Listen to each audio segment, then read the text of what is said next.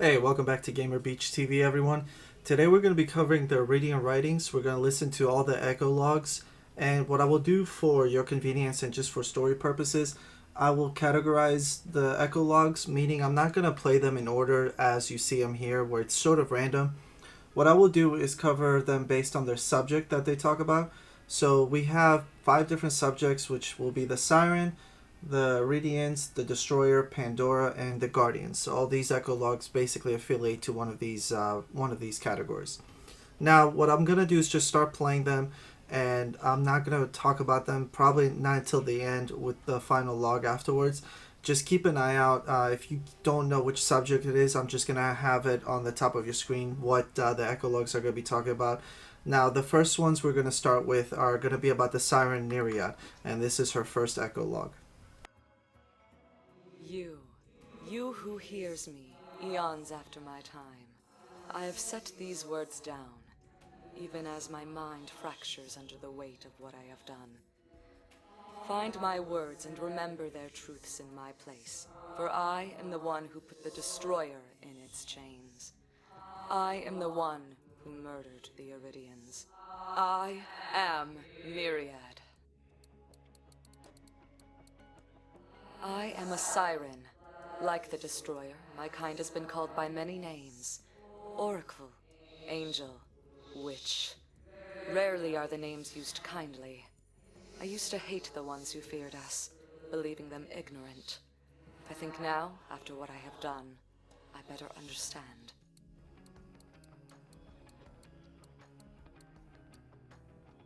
No thread is ever truly cut. It can be tied to another, whether knotted by careful fingers or tangled by chance. Every siren must decide what will happen when the thread reaches its end.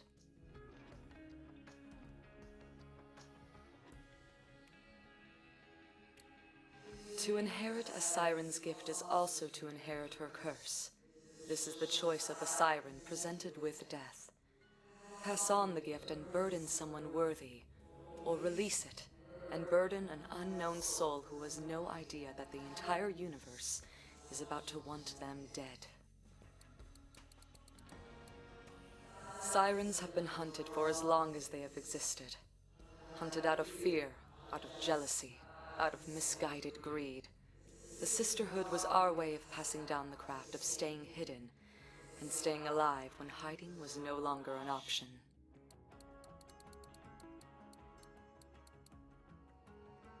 As the Siren Sisterhood, we were the keepers of many answers, but our own nature remained elusive. We never knew our origins nor our purpose. In this way, we are still undeniably mortal. I have never known a time without my sisters. Even when one passes and a new siren receives her markings, she always finds her way to the sisterhood. It seemed the will of the universe that sirens be together, our lives entwined like an unseen braid.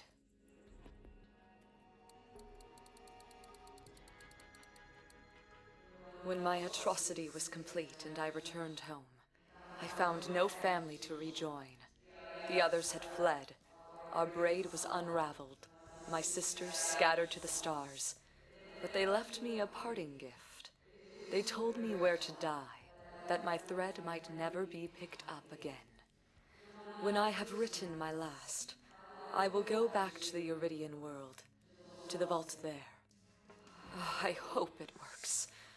This would be a brighter universe without a leech.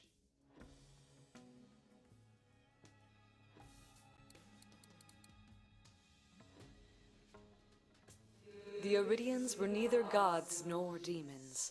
They were simply a people whose abilities outpaced their needs. So, in their curiosity, broke down walls that should have stayed up. They were, perhaps, fated to be erased at their own behest, like the forest that grows so that it may burn.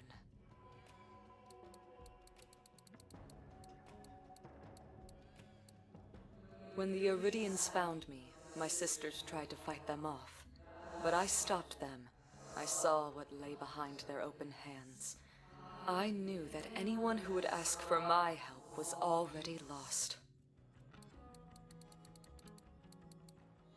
We once lived side by side with the Eridians, though already the forgetting has begun. There was no fear of one another, only awe on one side, and a kind of sadness on the other. They never said if they knew their fate before it fell, but they also never said any of us had a choice. I do not know how the Eridians became aware of the Destroyer. They never spoke of a time before it. But I suspect that they went searching for it, or something like it, and for their curiosity, they were rewarded with doom.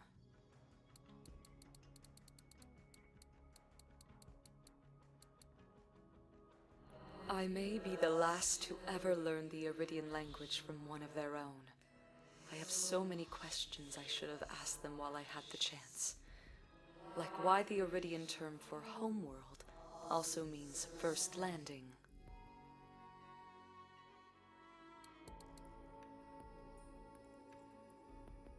The Destroyer. A practical name for an incomprehensible evil.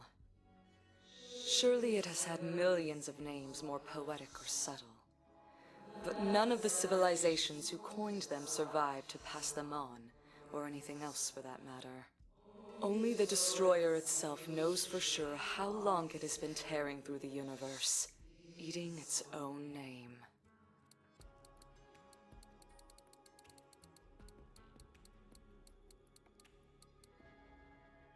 What is the Destroyer?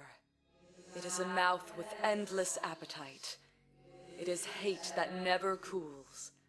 It is the long shadow cast by our universe against the moldering sun of time. It will never truly be contained. Merely made to wait until its chains slip, or are slipped for it. The Destroyer is ever hungry. Perhaps that is obvious when regarding a horror that gnaws on the edges of galaxies.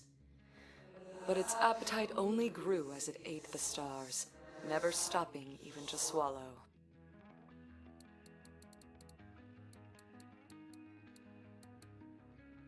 Even death will not end the Destroyer, so long as dark and light, true and false, something and nothing continue to meet and annihilate one another.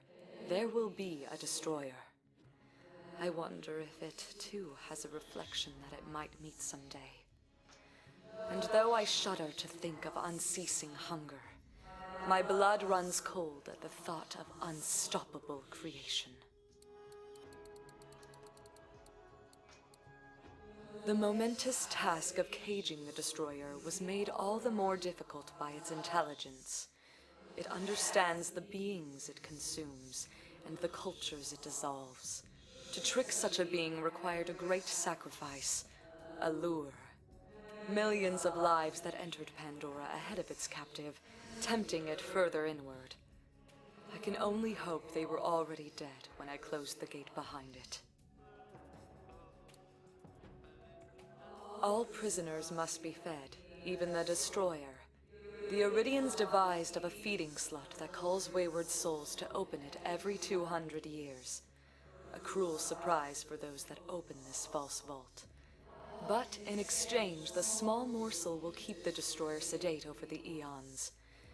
In any case, the victims will not be in pain for long.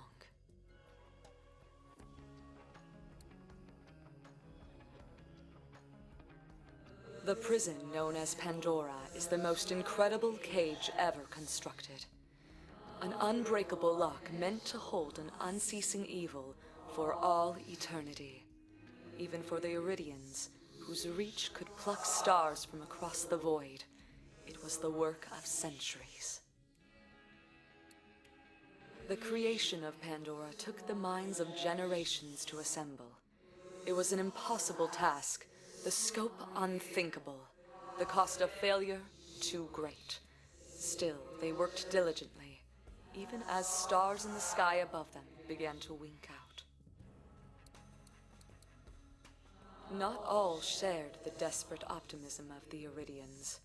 There were some who hoped to appease the Destroyer and save their own souls by attacking the yet unfinished Pandora. They were met by another of the Eridians' creations, The warrior. Though their coup was obliterated, the warrior now sleeps in its own vault, ready to defend it from any who would further trespass against Pandora.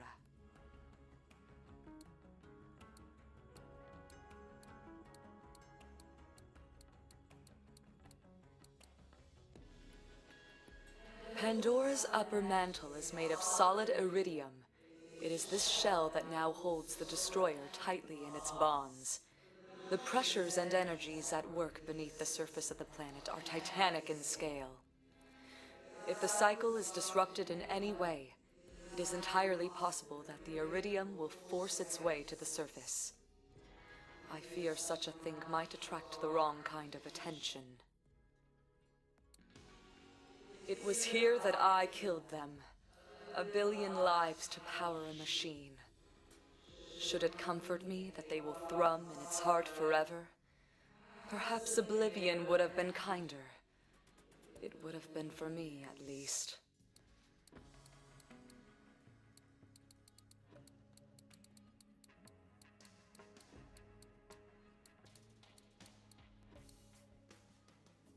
The Eridians knew of the flaw in their design.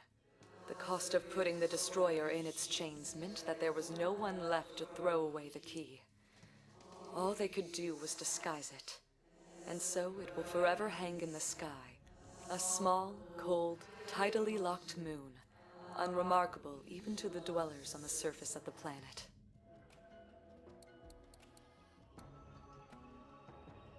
With Pandora sealed and the destroyer chained within, the greatest of the Eridian secrets is put to rest.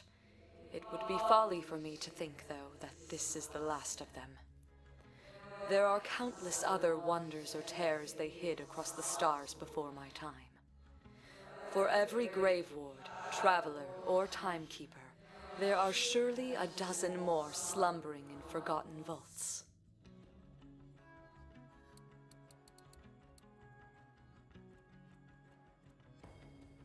The Eridians left their mark on countless worlds, but few of their creations are as uncanny as the Guardians. They are quasi-life, a half-truth, driven by instructions they only partially understand. They are hardly the ideal custodians one would choose to guard the leashed terrors of the universe. But in their resolute imperfection, they at least mirror their creators.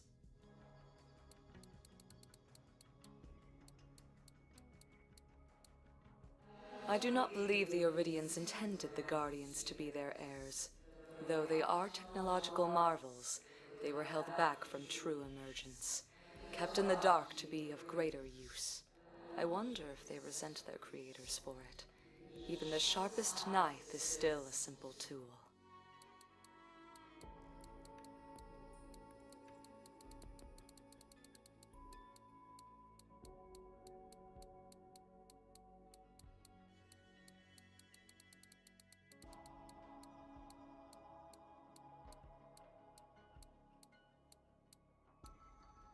The soul of a Guardian is little more than data to be transferred from one shell to another.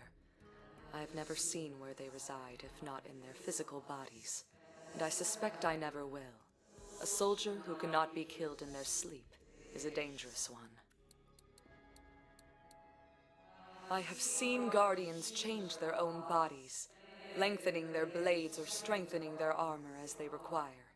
I wonder how far they might change themselves now, in the absence of their makers.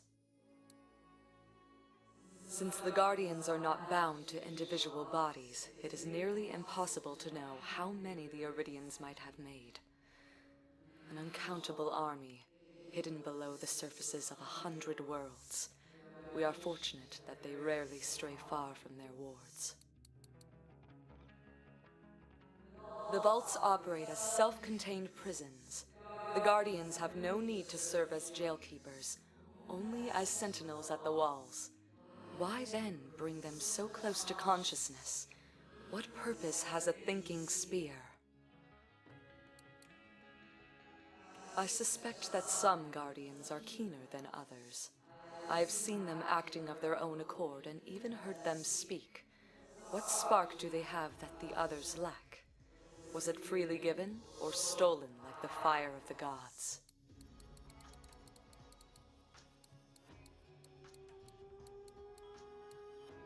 There was a single guardian present when I killed the Eridians. It stood and watched from above us in that mechanical crypt. I feared and perhaps hoped that it would seek to avenge them and strike me down. But it made no motions to save its life-givers as they died. It merely watched.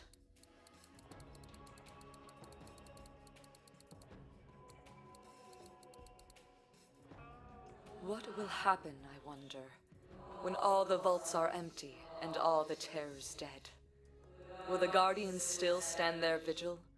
Will they find a greater purpose? And what is stopping them from finding it now?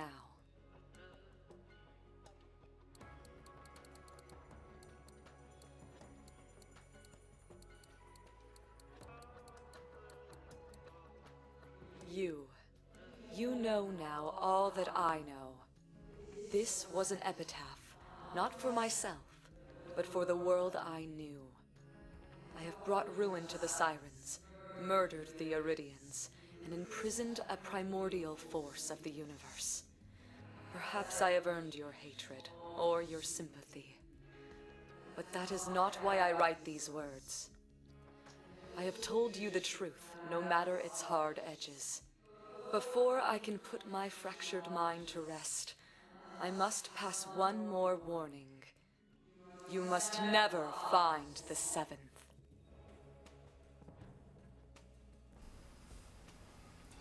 Alright, so that's all of the Eridian writings and the echo logs.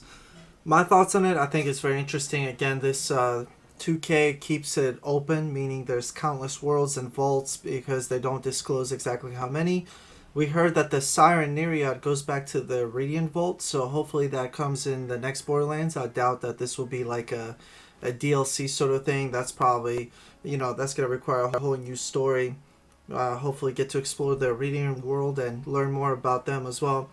Well, as far as my thoughts on the Destroyer, it's the Alpha and Omega, yin and yang, so that concept has been out forever. She was talking about if there's a destroyer, there might be a creator. Maybe the Radiants were creators.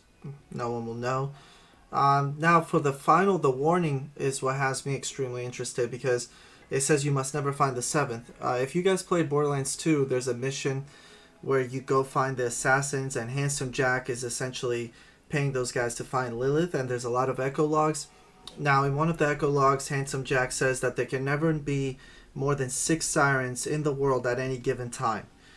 Now that's the only number that I could correlate it to, so maybe if there's a 7th, maybe that's a DLC or something. It definitely leaves it open for exploration. You must never find the 7th. There's something there, the 7th, that I want to find now, and I think it's a siren that we're not supposed to know about. Maybe she's the creator, maybe Nereid, because they said her thread might will never picked up. That's one of the echo logs. She's going back to a vault in the Eridian world. Maybe she's still out there. I mean, who knows? But I love these echo logs. They give you so much more background to the story. They add to the lore, but they don't give you the full detail. They still leave a lot of questions, which keeps the game going. Which again could be DLC, Borderlands 4, 5, who knows? But I love it, and I hope they keep it going. And with that being said, I will wrap up the video. Hope you guys enjoyed it. Hope the way I played them was a little bit easier to piece the story together. And if you want to see any more Borderlands videos, maybe character tutorials, I already have all the... one operator. I have the operator Zane. I'm still working on him, but everyone else is level 50. So if you want to see any other Borderlands related videos, echo log videos, or anything like that, just leave in the comments below. Thanks for watching. Hope you enjoyed the video, and I'll see you all in the next one.